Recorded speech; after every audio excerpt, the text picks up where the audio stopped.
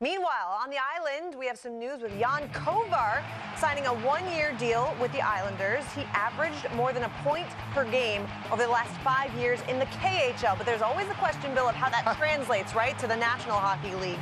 What do we know about this guy?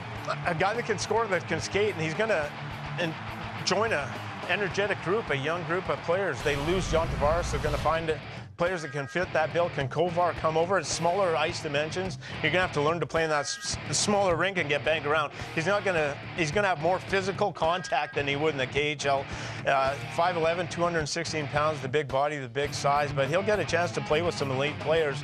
And if he can produce those kind of numbers, maybe he'll feel a little bit for the John Tavares. But coming over, trying to speak the language, getting introduced to everything new, it takes a while for some of these Russian players. And sometimes they don't like it.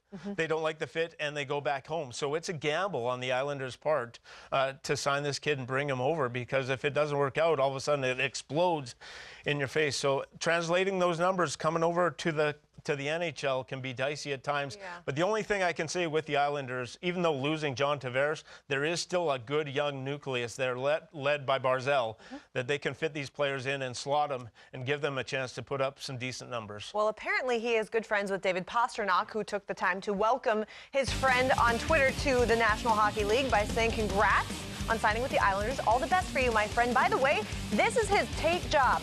And Pasta says, finally, I won't have the worst tape job in a league. So that's what, one big thing of tape, just one? That's saving the budget right there. This is how Pasta wraps his stick. That's very unique. That's a candy cane style with a little space. You remember Peter Klima?